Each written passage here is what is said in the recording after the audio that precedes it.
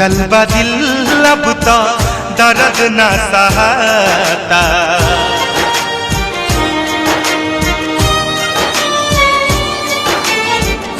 टूटल बा दिल अब तो दर्द न सहाता। कवन कलम से भाग लिखल विधाता। टूटल बा दिल अब तो दर्द न सहाता। कवन कलम से भाग लिखल विधाता। टूटल बा दिल अब तो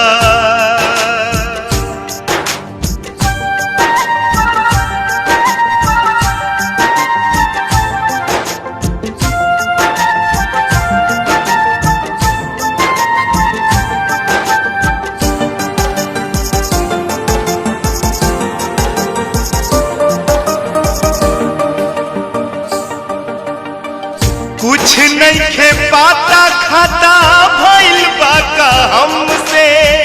भइली अनजान काहे अपना सनम से हो।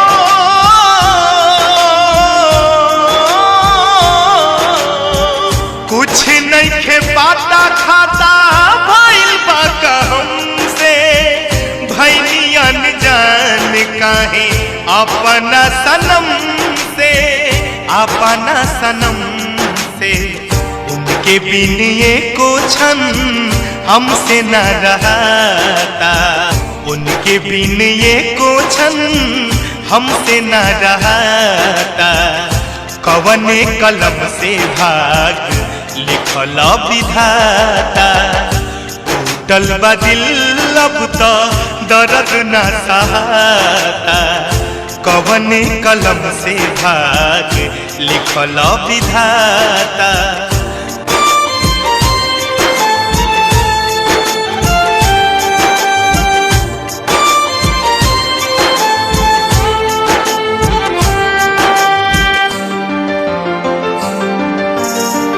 उनके सजावनी सावरनी यही हाथ हो।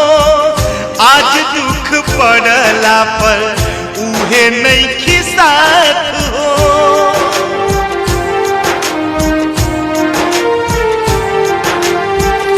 उनके सजावनी सावरनी यही हाथ हो।